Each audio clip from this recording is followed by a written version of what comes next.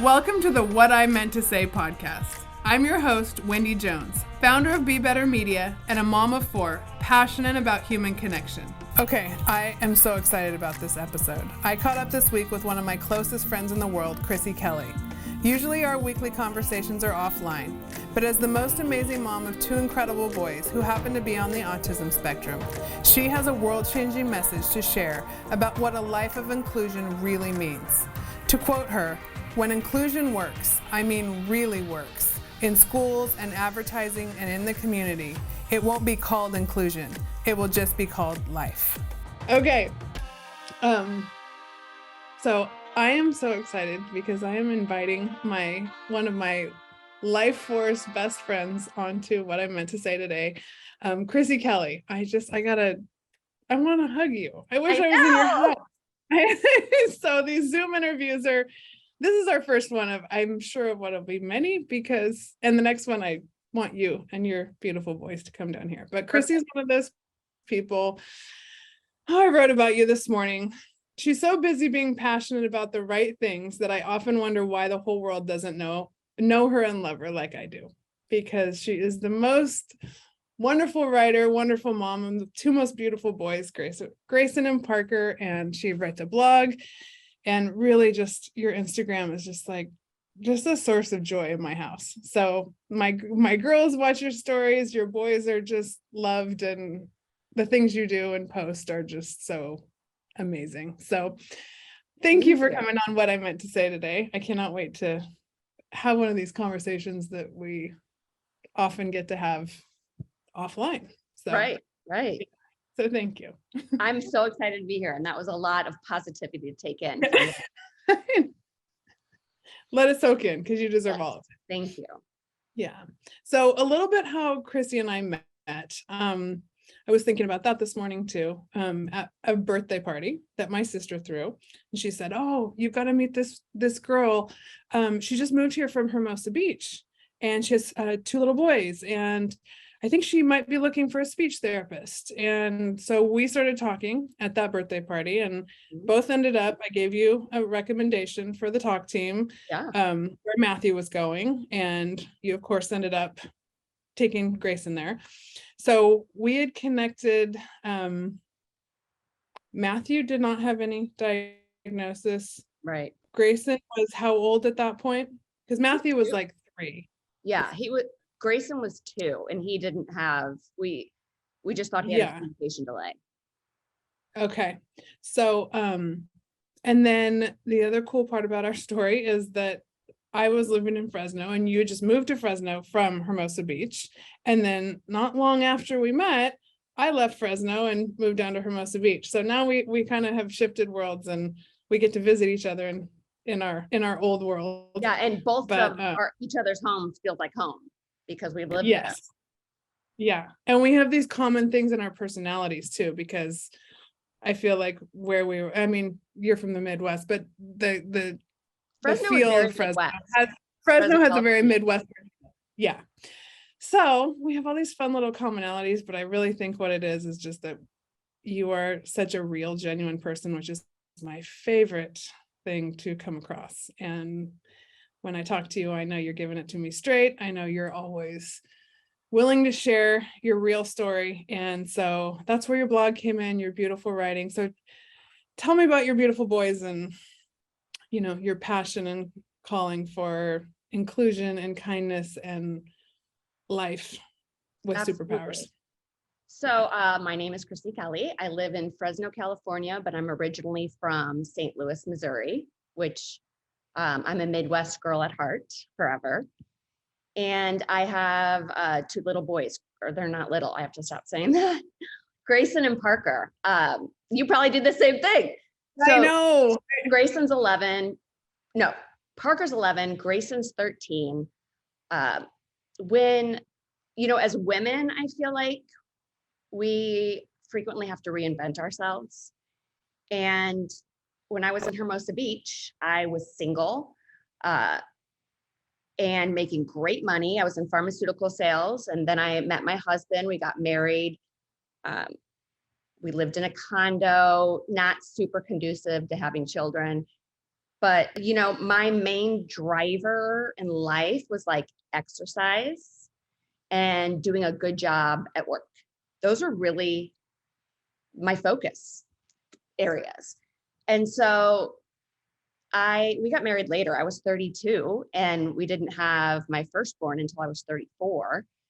And at that point, I had always judged like stay-at-home moms. Like that's what happens when like hope and passion goes to die. Like, and I realized I can't go back to work. I can't miss like an ounce of anything that's going on.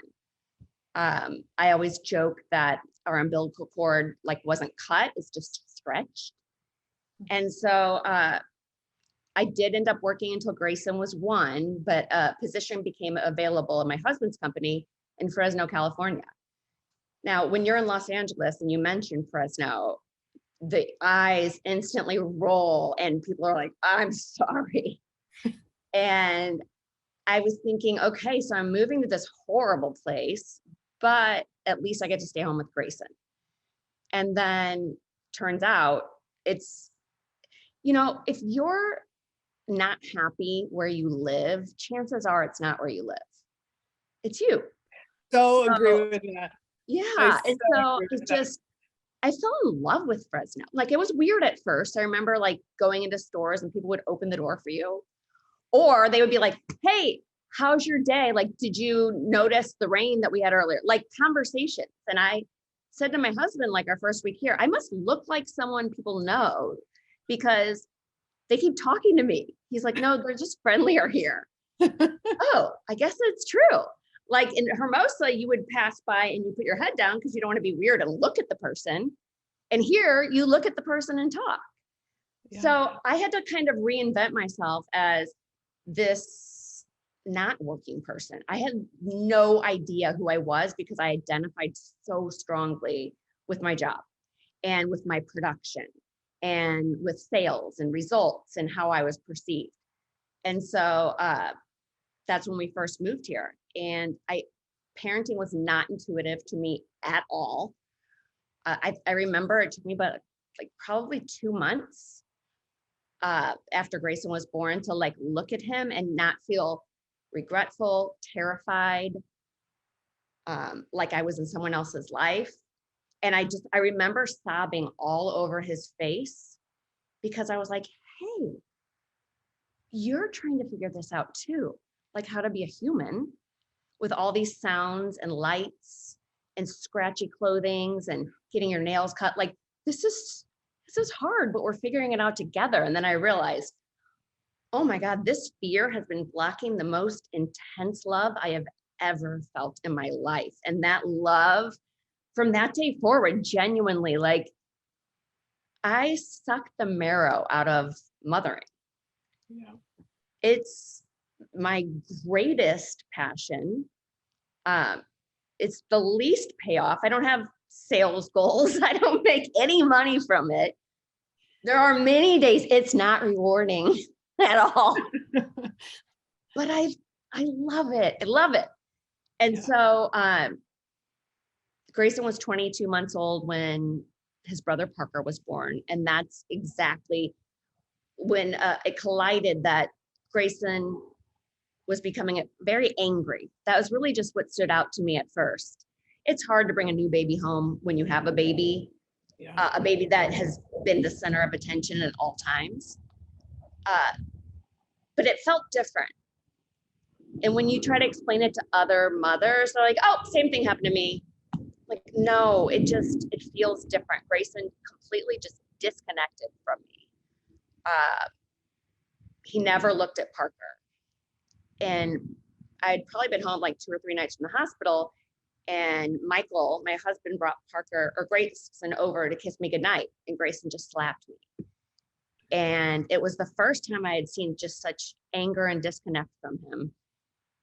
And that's when we first started realizing, okay, this is something that's going on, but we don't know what to call it. Mm-hmm. And then once he hit 24 months and had very limited language, we called it a language delay. Mm-hmm. So there's been a lot that's happened between then and now. A lot of assessments appointments and doctor's appointments and experimental things and scientific things. And what started out as a frenzy, like I have to stop this, I have to fix this, turned into a, wow, look at all these tools in the world that can help me, help my kids. And then I realized, oh my gosh, they help me too. So that's where we're at. Is absolutely such a point of connection between us, because that's exactly what started with exactly you. Right? I mean, it's like the things that you learn, because what you are so, and yes, that point of being terrified and feeling like there are not enough minutes in the day for me to get more information, to figure out what I'm going to do next, to like this sense of panic. And I don't know if you remember, the neuroplasticity was only lasting till they were 5 at that point. And you had to like, oh my gosh, how am I going to jam all of this in before they're 5 years old? Because after that, nothing changes. Right. And now, like, I mean, however many 10 years later, we're like, that's not, they just keep learning, right? Like it's amazing where we've come, but that concept that when what we did for them all of a sudden just like melds into our lives. I didn't know about my own nervous system. I learned about it for him, and I was like, oh my god, ding, ding. Yeah, all of those things. And then you realize all the things that work for him work for me, work for my other kids, work for high performing athletes across the families. Completely. Whatever it is, it's all the same. The self-regulation, the breath work, the nutrition, the sense of community, the ability to be vulnerable and say, I'm bringing you this child world, like, you know, be kind. And not giving up when you're losing. Yes. Yeah. And not saying, why me? Just go and look at this life. Definitely. Something hard in every life. And usually if we frame it right and do the work, which that's the thing I love about you, is all of that passion and energy you had to perform and do well, you channeled it into being an amazing mom. And so the things that you go after for your boys are, man, they can help a lot of people. I've watched your boys grow and blossom, and they are, the way that they trust you and the way that you, I mean, when you came down to visit and the way that you push your own comfort zone and teach them how to do the same thing, it's just, it's inspiring on the greatest levels. And so thank you. And don't you notice that once frenzied late night Googling terrified research turns into fun? Like, I hope I'm always a lifelong learner. Yes. Next to exercise and music, learning is when I feel the most like myself. Yep, absolutely. And I do think it's the key to longevity, like hands down. Completely. So yeah. So one of the reasons I wanted to have you on this week, because we've been talking about doing this forever. And like I said, I have a feeling there'll be many more to come, but we're going back to school, right? I mean, kids are going back to school across the country. And for all the things that we can learn in school, there's something that's been going through my mind for the last couple months. It's just a slogan, a mantra that I just keep saying: kindness is inclusive. We hear so much talk about inclusion and how, you know, bringing groups together and how to get this group to get along with that group. And in the end, in the back of my mind, I'm always like, why can't we just learn to be kind?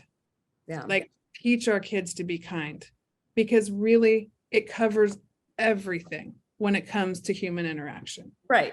It just does. And you wrote something, so I wanted to, you put a post up the other day, and that's what made me go, oh my gosh, we need to do this like now because of back to school. So you wrote, growing up is hard. I remember wanting to fit in, wanting to be liked, wishing I was cool. I so wasn't cool. We all know what it feels like to be on the outside. Look for those kids. Say hello. Offer them a place at your table or in your group. Pick them to be on your team. Never make fun of someone for their appearance or differences. Call out anyone who does, and understand those mean words aren't power. They are insecurity. And you went on to tell more of your story in that post and what you hope for your boys. But those words, just, I want those words to go viral. That is, and there's so many of your posts, and obviously at the end we'll put in the show notes where people can find you, but like your words need to be out in the world in the best ways and the most places, because you really have such a heart and a way of putting things that give people chills, that make people get it. And so, I'm wondering, one, how those words come through to you. Like, does it feel like channeling, and how you got into writing your blog? So I got into writing my blog because Grayson was like 6 months old and the baby book was totally empty. And I read that like you usually fill the first child's baby book out completely. And I'm like, oh, I'm already failing at parenting. And I could never find a pen. So I never wrote in the darn book. And I thought, well, I'll do something on the computer because then I don't need a pen. So I started this horrible, cheesy, what I thought you were supposed to write blog. Like if I go back to like 2009, it's like Grayson took a bath today. Like it's so bad. And I would share it with my family who lives far away so they could keep up to date on Grayson. And when we began realizing that Grayson was most likely somewhere on the spectrum, I thought I need to use this as a channel to reach people. Not people who also have autism in their life, but people who don't, because they don't know how awesome he is and they need to. I really felt like I had something to prove. And that's kind of how it started at first. Like, it's not scary. Sometimes it is. It's not horrible. Sometimes it is. We're not different, but we are. But at the end of the day, he's just a little boy and I'm a mom who wants the world to love him. And so what started as a really honest sharing for approval turned into a really honest sharing for connection. God, and that is isn't there so much freedom in that shift? Yes. Right after the horrible fear. Yeah. Like, I shouldn't put this out there. Like, Yeah. what is my driver in putting this out there? Like, is it pure? I'm very big on living a life with integrity. Yeah. And it's like, am I doing this for the right reasons? And so I kind of had to work through that. And once you get feedback or connection with other people, and then you realize that your thoughts aren't so crazy or that your outlook isn't wrong, as much as I'd like to say, oh, I don't care what people think, like, I love connecting with people who say, I feel the same thing, or I think the same thing, or I didn't know that, but I'll think of it that way from here on out. And so that's why I started writing and sharing. I used to be really disciplined about writing. Like, I would write like 4 times a week. But a big part of that was I was lonely. We moved to a new town. I didn't have a lot of friends. And it was such good therapy. And just getting it out to be able to organize it and then take it back in. And so now I try to write once a week. When I try to write words because, oh, I'm supposed to write this right now because I promised myself I would do this, they don't feel like the vibration of them is very different. But when the thing comes into your head and you have to run to a computer or your phone to take notes, like, that's my favorite. And so that's what happens with like a post, like, I'm seeing kids with backpacks walking into schools, and I'm thinking about kids all over the world who don't know what we know about fitting in and differences. And I just think I have to talk to those people. Yeah. And you hit on that so well though in your post, because, and by the way, so you have your blog, but even just those Instagram posts, like the way that you write them and your eye for photography, they're so beautiful that like each one of your posts is like a little microblog. So that being said, in your story, same thing, like you get a feel for what your life is really like. It is not it's not, nothing feels, I mean, you show real life through your words, through your posts, through your stories, like, and that is one of my favorite things about social media, is when you really know, you're actually getting to know that person, and you let people, Right. which is really, really cool. Right. As much as I love like a perfectly curated on brand, like grid, life doesn't work that way if your goal is And to show life. yeah, and people want real. We're Yeah. craving real. Yeah. Yeah. And but in your post, you really appealed to that feeling that like everybody's felt this way. So Yeah. it's not like this is a special needs message. This is a human message. Like, Completely. we have all felt like we don't fit in. We've all felt like the fish out of water. We didn't know someone. We didn't have the team to be on or a place to sit. Like Yeah. everyone has, if they're being honest, everyone's felt that. And so When it comes to behavior change, if you don't allow someone to connect with your words in a way that applies to them, yeah, they're not going to care about your words, or your words are going to turn into like a lecture, like be kind to the special kids. It's like, that doesn't work. yeah. But if you can really sit with yourself and, like you said, think about a time you weren't included, then that really, you can visualize it. It makes an impact. Yeah.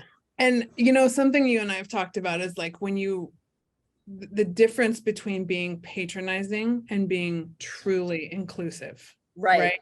And Right. this could come off to people, even this conversation on that question could come off wrong, right? But you know, when you've been in those situations, like, can you describe the difference between being patronizing and being inclusive? I think when you don't tap into that place where you're not included, if you genuinely see yourself as other, if you see yourself as completely other than someone because of their race, because of their religion, because of their neurology, you probably can't come from an empathetic viewpoint of connection,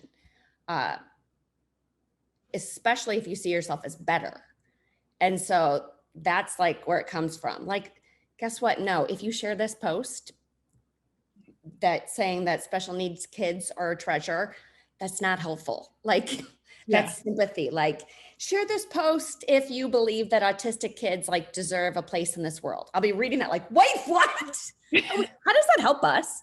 That is a horrible thing to say. Like, no one has to fight for their proof that they deserve a place in this world. Like, and Like, it's really, it's the, so sorry. Like, it's you, everything about the person, if it's live and you're getting the sympathy, the pathetic sympathy, it's, oh, yuck. And if you're getting the empathy, like, listen, I especially love it when people say, I don't have a child with autism, or I've never experienced XYZ, but I feel what you're talking about when you mention whatever. Because when we get hung up on really having to like all the boxes needing to align, we miss what we do have in common. And it's usually so much greater than you would ever expect.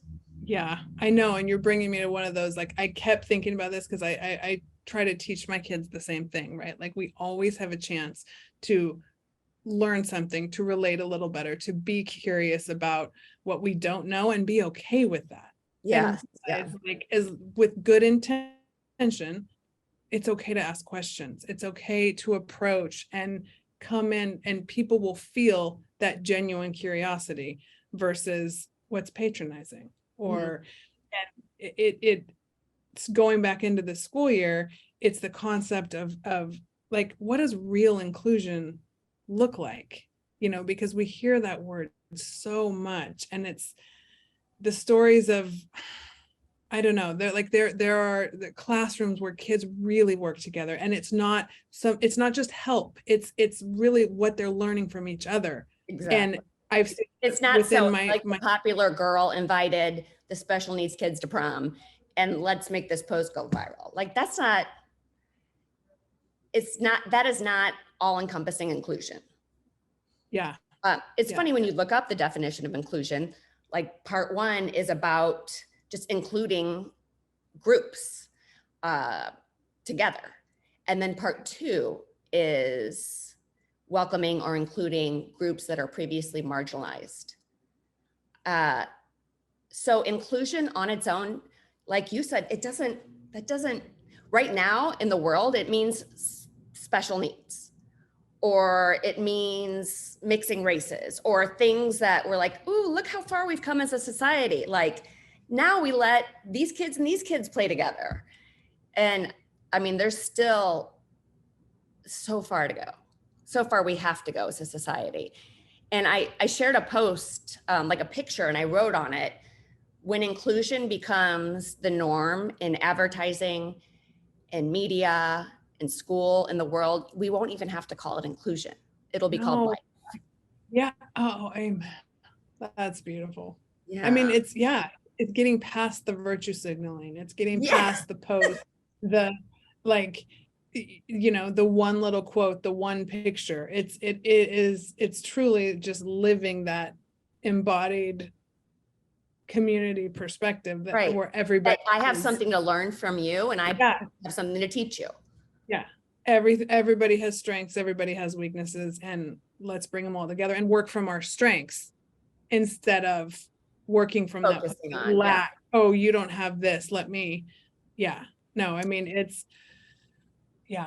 just such a So the great thing about kids, at the beginning of every school year, yeah, I had always gone in and connected with my sons who are in special education. I don't really use functioning labels or terms, but I know they're widely understood. So my children would be considered more moderate to severe, both of them, but for different reasons, even though they're very different. But when I get a stack of papers from an assessment, moderate and severe repeatedly show up. And so I connect with the general education classroom that my boys will be doing inclusion with. So I can read a book. It's called The Beauty of Same and Different. And I wrote one for each boy that was about how the world would be if we all looked the same and we ate the same thing for breakfast, lunch, and dinner, and our parents were all the same and we lived in the same house and had to wear the same clothes, and what would that be like? And then I talked about, here's Greyson. He really works hard to talk. Something that comes naturally to you is something that he works on with a speech therapist. Can you tell me about a time that you had to work extra hard from your friends to learn something and you weren't getting it? They're, riding a bike, tying my shoes. Like they really connect with those separate parts that make us more the same than different. And I always noticed, especially young kids who are incredible, when they're very young, when I would read to like kindergarten classrooms, first of all, they're exhausting. I would literally come home and take a nap after just reading a story to kindergartners. So I'm like, kindergarten teachers, oh my gosh, you're amazing. Man. But I'm like, kindergartners are like, okay, so Parker, do you want to come sit by me and eat lunch? Like they don't care. And then a little older, they care and they want to know. And then a little older, they care, they want to know, and they ask questions. They ask good questions. And then a little older is when insecurity comes into their own lives and peer pressure and wanting to fit in so desperately and getting a laugh when you make fun of someone and that feeling good and filling up that place that feels empty in yourself. And so it gets harder the older they get. It does. And I wish there was something as moms we could do to change that. We are. I love that because we remember. I've told all of my kids, junior high is literally a time to be survived. Like I look back on it that way. All four of them have gotten through it. Thank God. It's something to be survived with, even if you have the best teachers and the best principal, like it is, the stage of life is insecurity. It's hormones. It's hormones. It's pulling apart, not coming together. It is so difficult. And in the age of social media, like we tackled that this year. Matthew just graduated from 8th grade, and we came through a nasty Instagram hate account that we had and was handled so beautifully by the school.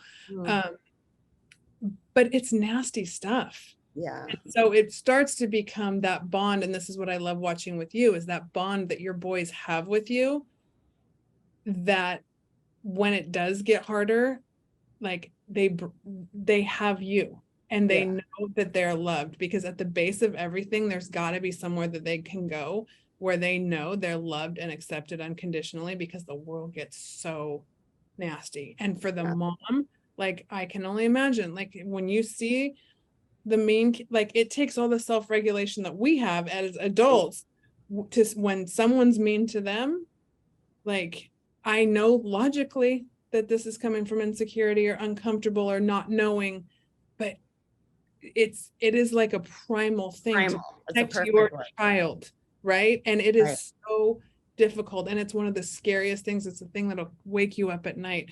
So what are some of the things that you do to kind of keep your optimism and keep, you know, those times that, like, as your boys are getting older, it's hard, right? So what do you do to keep your spirits up, and you have such a zest for the way that you guys go about life? Hey, I hope you're enjoying this chat as much as I am. For more great content, courses, and lifestyle, go to BeBetterMedia.tv. So I'm trying really hard to, like, go with my flow. Yeah. So I think people would be most surprised that optimists have pity parties, cry, say why me, get angry. And it's just, the difference is that we don't stay there very long. For me, I try to give voice to those feelings, because if I don't, they don't come out, they get stuck in my body. And, you know, it's why I have 5 herniated discs. You know, that's like the world. That's like the pressure of fighting the world, changing the world. This is another place we connect. You and I talk about how our mind and our body and our heart and our spirit are all wrapped up in one. Completely. And that's one thing. That's what I love about you so much. But yes, your body's taken a beating because through life you've learned from unescaped anger, sadness, why me, all those things make us very sick. And I can almost taste and visualize them when they're in me, to the point where, like, I can't stay there very long, but I can't, like, give some Hallmark card, like, this too shall pass. Like that doesn't work either. Right. God only gives the special kids to special parents. No, that's not how it works. So so to stay optimistic, I am not optimistic when I need to be. Great advice. And then I try, I mean, it is like clawing out of, like, a well. I try so hard when I am stuck there, because I get stuck there down low, to, like, flip that switch. And, you know, and that's exercise, that's connection, that's writing, that's remembering everyone has a story, that's vulnerability. Like, all of those things fill me up. Yeah. And see, what strikes me about that is how simple all of those things that you just listed off, like, none of that's not a big expensive ticket. Literally noticing the beauty in the simple things, and the processing and writing, and the lift you get out of one connection with, I mean, and it, like anything that is cyclical, it's like, when you're in a low place, the thought of exercising, that sounds easy, go exercise. No, it's horrible. Or the thought of writing, when I don't want to get into it yet or ever, like, sounds horrible. And it's the people who are successful are the ones who pass that huge wall, who, like, knock it down, even though you have no energy and no strength at that moment, and no hope and no optimism. You just know, I'm going to get my hands bloody, but I'm going to knock that wall down, because I know what's on the other side of it is where I want to be and where I need to be, where my children need me to be. Yep. Yeah, it's so true. And I think that goes back to that discipline that you have, that you've shown. I mean, whether you learned it, you know, in the growing up or, you know, in your job, but discipline always comes back when we're at our lowest. It's like, just put your foot on the floor, like, let's go. Like, and Yeah. then you break through to something else. Yeah. Then you break through that feeling. But I have, It's like weight loss or anything. It's like, as humans, for the most part, we all know what we're supposed to do to go from A to Z, whatever that journey is. But like actually doing it is a whole different story. But for me, it's like when I put my mind to something, I'm going to do it 148%. Yeah. So how, this just came through this morning. We were having a conversation about whether or not I believe or anybody believe, like, do you believe in fake it till you make it? Or is there something? It depends on, it's very situational. Okay. There are times where I absolutely have to, like, because I can't like go out like sobbing to the barista at Starbucks saying like, I can't get a grasp of my life. Like, so there are certain times you absolutely must fake it until you make it. Let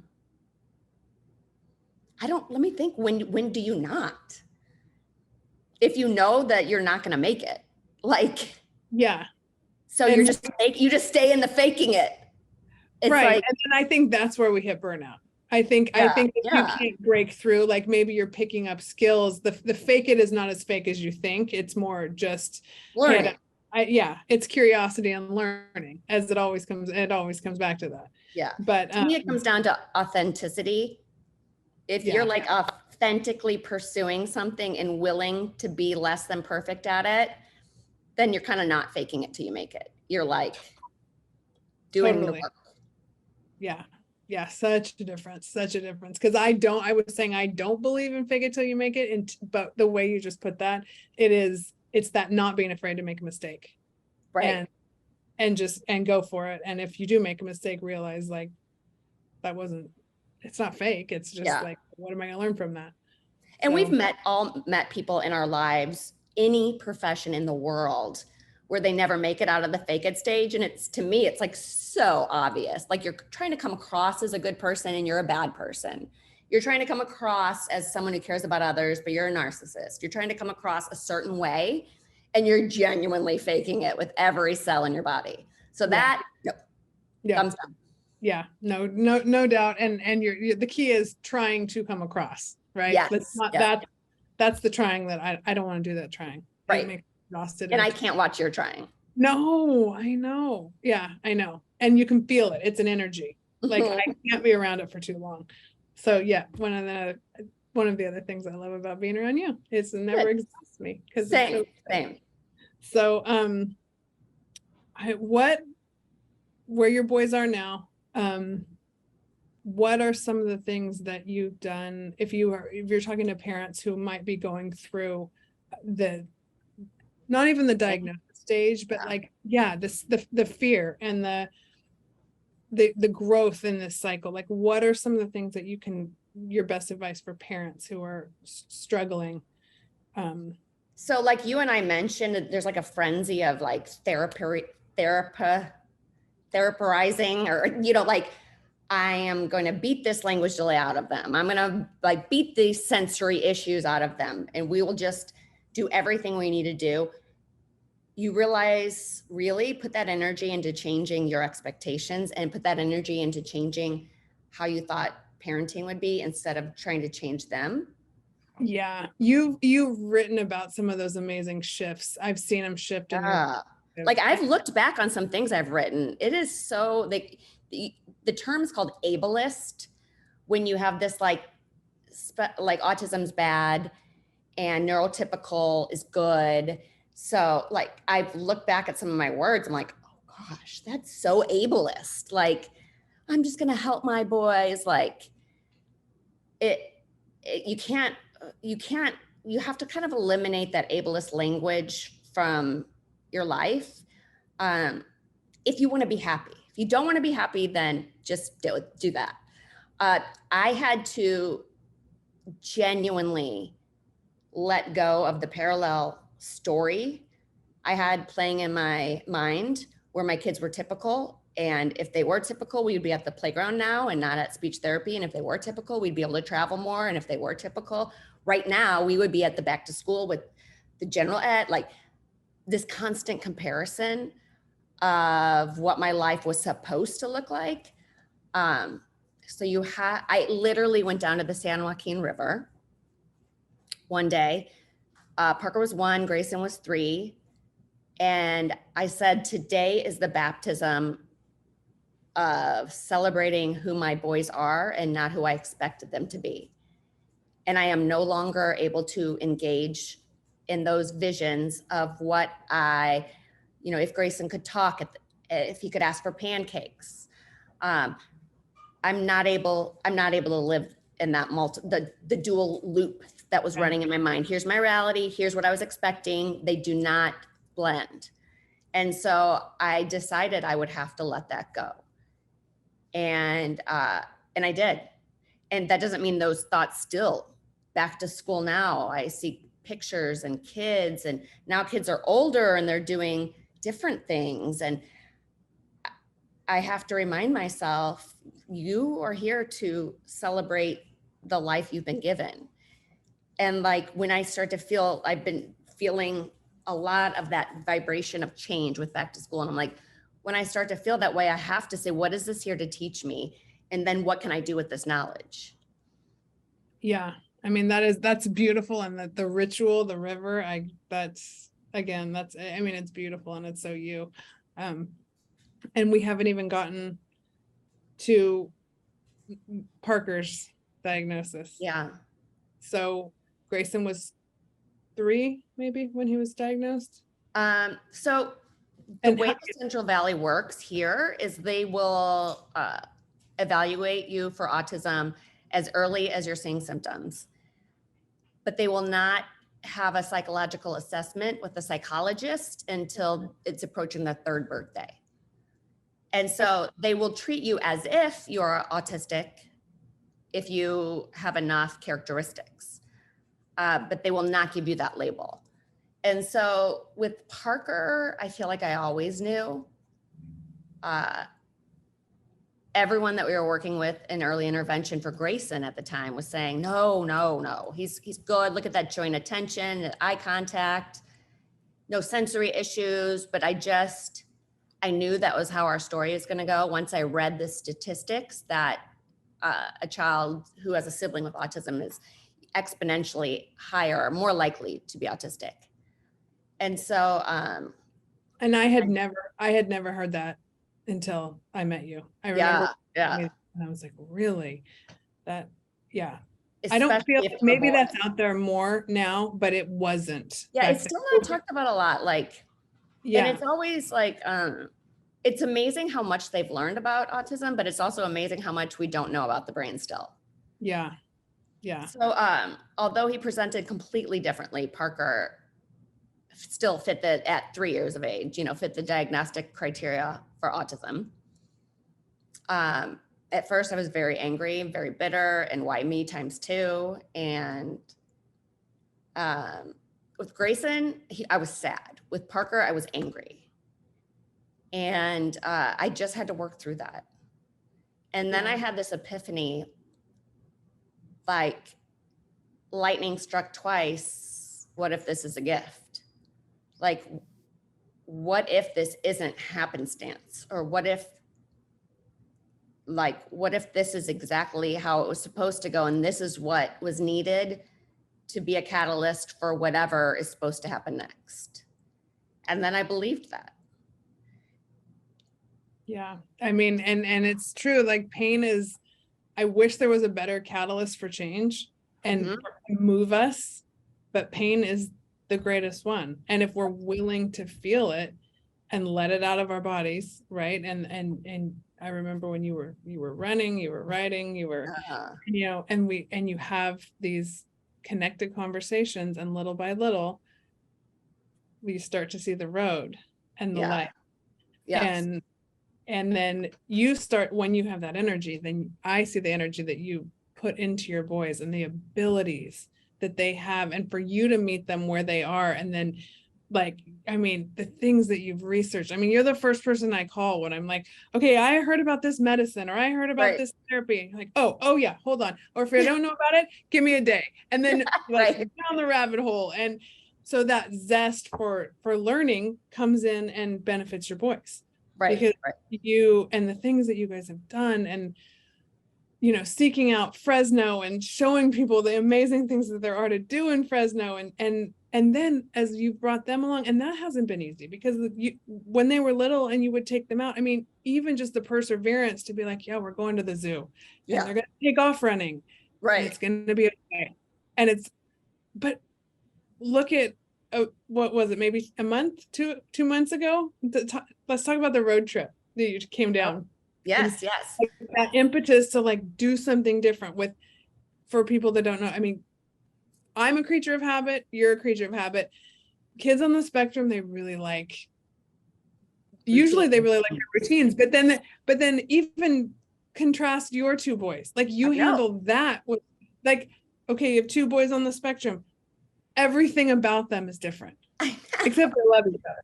But Right. like the way I watched you like manage, let's talk about some of the things that they like. One wants to stay home, one wants to go. Like, Right. go. You So have so many. I call Parker my life enthusiast. He's always up for an adventure.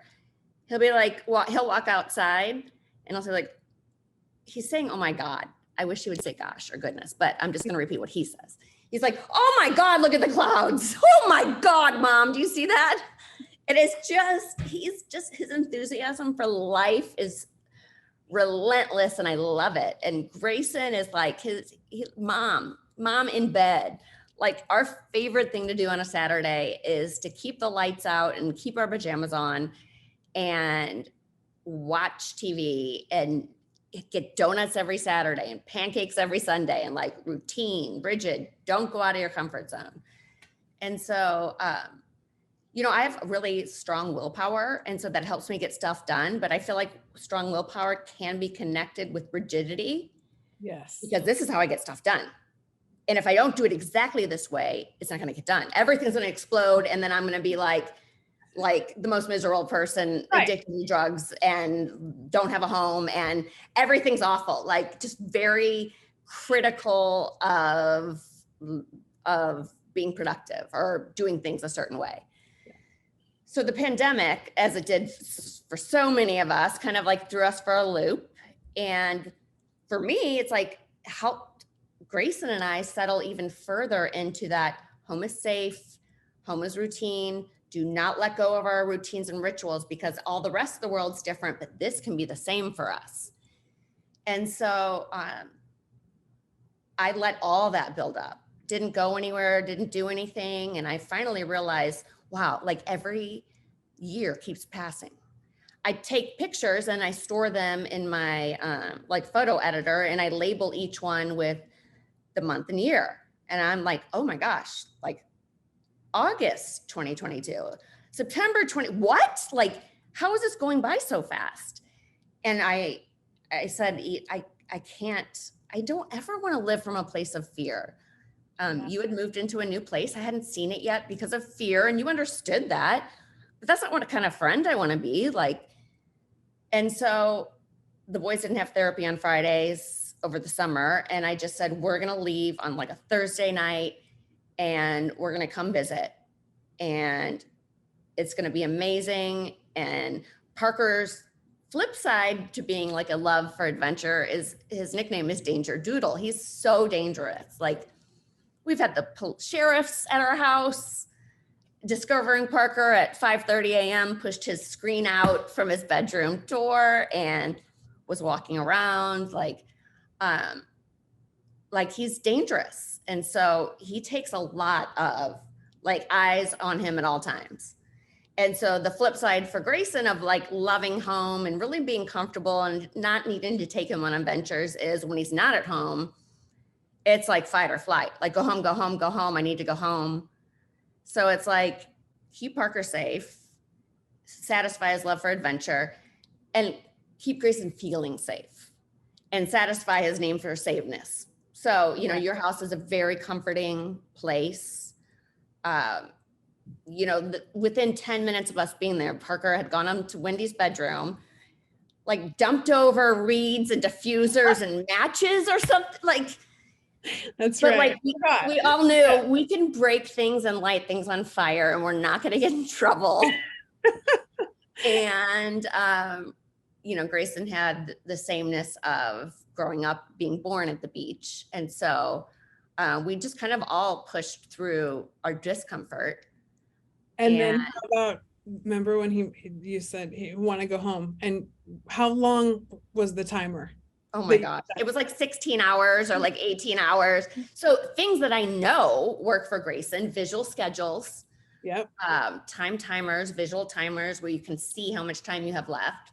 Like, let's use those tools. Those tools aren't just for like school or learning. Those are life tools. exactly. So let's use those tools. And checking a schedule is very self-regulating for me. Like, Wednesday, check the schedule, relief. And so we wrote out he wrote out a schedule. And we set a timer. And so even though the environment might be different, the things we use to kind of feel out where we're at are the same. And so even the unfamiliar has feelings of familiarness to it. Yeah. Yeah. And I don't want to go to the ocean became okay. And then how long? And we stay at the ocean until 9 o'clock and the sun's gone down. She's like, no ocean. Yeah. Ocean. Yeah. It's but like that safety and love, and you're safe, and I'm going to push your boundaries just enough. Right. It's not, I'm going to push you over the cliff. And it's like, and it's not, you're going to the ocean. You're going to get in. Like, yeah, it's just that little bit of push. Right. And everybody needs that, it's Thank you. Yes. You're right? that for me. I need that. We all benefit from someone who's like, nope. You'll be okay. Yeah. No, you're not going to die. Yeah, you got this. Yeah. Oh man. So there's so much to do, and so many places I could take this. But as far as like going back to school, and like really when you sit and dream about what you want the world to look like, not just for your boys, but how we all fit together. Like, what's like that best picture for you? Yeah. I think that when we have hopes and dreams and expectations and generalities, we could all be so much happier. So like, I want them to be married by 28, have 3 kids, advanced degree, like those specific expectations do nothing but hurt every single person, the expector and the expectee. But like, I try to keep my expectations general. I want them to be happy. I want them to create, and create looks different for everyone. Like some people are like, oh no, I'm not crafty. I'm like, oh, neither am I. Creating could be, you could be a lawyer and you could draft your like opening argument or whatever it's called. Like that's creation. You could be a chef. That's creation. I feel like we were all born to create something. So I want them to create. I want them to feel like their life is meaningful. And I hope that the things that they can't do, that they can have those things delegated. Like I don't do my taxes. Like at the beginning, I was like, they have to be able to completely like graduate high school. They need to be able to do math. They need to be able to be living fully independent. Who lives fully independent? We all have people that help us with different things, Yep. So I want them to know where to like have the ability to delegate what they either don't want to do but what they can't do. Yeah. Yeah. And that's that. And my hope is that they're, like you said, that inclusion is a word that like people are like, what's that? I've never even heard of it, because the norm is to include. Oh, I love it, because I think there's so many buzzwords out there, and you and I love you. I know you keep lists of words. Yes. We won't. Diversity and inclusion are going to be on there, because people like wear them like a little feather in their cap about how awesome they are. Yeah. And it's not, they don't walk the walk. And there's nothing more undermining of the true human connection Yeah. than when someone speaks it and doesn't live it. Yeah. Or it's that other, it's that we were talking about in my energy healing classes. It was the concept of power with, like, everybody has power, and the power is when we're with each other, not above or below, and there's not that sense of otherness like you were talking about. So that's good. I like that. The synergy of connection. Yeah. And there's so much power in that. That is where we all get to show up and lose those insecurities that cause us to be unkind, right? So, and I remind myself of this when I like, why are you writing? Like, it's like a dime a dozen, like blogs or Facebook pages or Instagram or whatever. And it's like, there's enough to go around. Yeah, there's a messenger for everybody. Yeah. And really, it's your own, it starts with being your own personal work through and therapeutic process to get it out yourself. Yeah. And who cares about the validation? Right. You know, right. You really are getting it out and you really believe in what you're doing, and you know, just doing it for your boys is enough. You're doing it for yourself, you're doing it for your boys, and then it catches fire because what you write is awesome. But it's because it relates to how you live every day, and it's real. It comes through in your words and your posts and your stories. And that's why, you know, I want everybody to find you, because it's such a gem, and it's such an important message, not just going back to school, but always. And it's how I want my kids to hear it. I want my kids to live it. And it's something we've practiced, and it really does have to come through from a place of authenticity, or it falls on, it's just this big heavy thud that nobody can really And I think it starts with really bringing our own differences to light and examining them. Because we can't love and accept different if we carry shame for our own different. Yeah. So true. Like, first we just have to work on being okay with, like, the girl in the mirror or the boy in the mirror. And then I think we can really form these authentic connections with people who once upon a time we might have labeled as different. Yeah, that's such a beautiful way you just wrapped up a blog right there. I love it. But really my favorite question to ask to anybody that comes on What I Meant to Say is just, what is a piece of advice that you would give to your younger self? To stay with it. Like, it will all make sense. Yeah. So the beauty of the present moment. Don't get too far ahead. Don't get too far ahead of yourself, because and everything, like, can be applied to hurt yourself or to help yourself. And so just stick through it, and it makes sense in retrospect. I love it. So good. So good. So where can people find you to interact, and are you willing to answer questions? What's the best place to find you? I'm at my house right now. I know. I wish I was there one more time. You can find me at lifewithgreyson.com. I wish I had like a magic thing to make words come on the bottom. lifewithgreyson.com. That's my blog. I'm on Facebook at Life with Greyson and Parker. Same with Instagram, Life with Greyson and Parker. And of course, you can find me through Wendy and Wendy's socials. And I will put all of that will go in the show notes. We tag each other back and forth, and I love I know. And you send me the best stuff. Your TED Talks, everything. And then when you send me one, I'm like, oh, I'm gonna love this. And then I send it out to 100 other people, and everybody comes back like, oh my gosh, that was so good. I'm like, yeah, Chrissy. So it's amazing. I love the rabbit holes you go down. They're always up my alley. And fellow Sagittarius, 5 days apart. Like, it just, it's like we were sisters in another life. So thank you so much. Love you. I know I love you too. And thank you so much for coming on.